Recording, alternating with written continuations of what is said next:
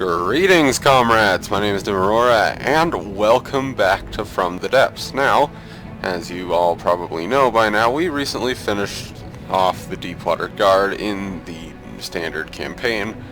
So now we're going to move on to much more terrifying enemies. And, well, this is kind of contradictory, because here we have a very small ship. Now this is the first of my destroyer escorts. Now, actual destroyer escorts were usually ships that were armed with smaller caliber weapons than destroyers and were mainly for hunting submarines. But in my case, I am making them basically over-glorified torpedo boats that look like tugboats. So, yay. But here we are with the first of them, as you can tell by the title. This is the DE-1 Emeraude. And that is French for Emeraude, because that is the style of naming my destroyer escorts will have. So, what is this thing? What is its purpose? This will be working with all of my destroyers, the Aurelia and the Farah alike. It'll be in those groups. And it is there to provide torpedo and heavy anti-aircraft support. Now it has a dual 60mm long barrel cannon, which is very accurate, and it loads a very special type of round that actually has more propellant than my standard rounds, so it can fly a very long distance for such a caliber. All of its weapons are pretty short range except for the torpedoes, which can go 3 kilometers, but that's that. We also are guarded by 2 40mm anti-aircraft guns, and they are only used for that. But the main showcase here are the 6-meter torpedoes. Now they use 2 explosive and 2 fragment warheads. As I said, they are very long range, and they are very agile in the water. They're quite fast, quite agile, and provide a pretty hefty punch. Now the Emeraude is, well, I guess I should say defended by strength 5 and strength 6, whatever. Strength 6 shields. There we go, that wasn't so hard now, was it? And we're just going to quickly let it do its thing with a Marauder. Now it goes up to 18 meters a second in the water, I do believe.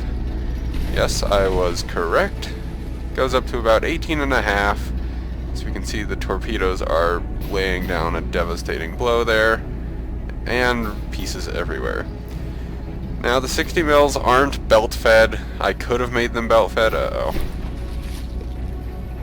but I didn't, because I didn't feel the need to. We have a fairly limited supply of ammo, but the 60 mil doesn't use all that much, to be honest. So when it is reloading, it reloads constantly.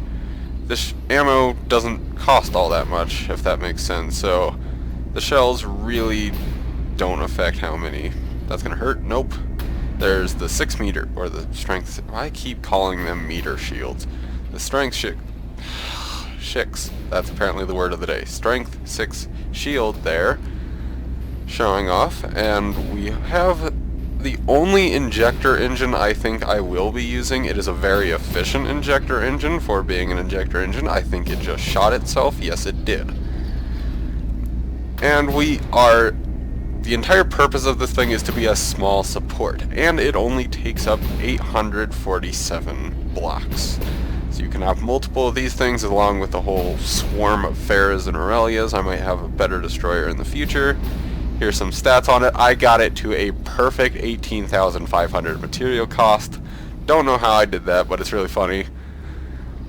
And yeah, these are just cheap, light vessels that are meant for support. That's exactly what they were designed for. Kind of what I need right now, because I have all these big ships, except I can only bring in them, so I wanted a small ship that I can bring in, and thus the destroyer escorts of my White Wolf Navy were born. But anyways, guys, that's really all I wanted to show off with the DE-1 Emeraude. Let's quickly bring in a Drake so the 40 mil can have a little bit of fun.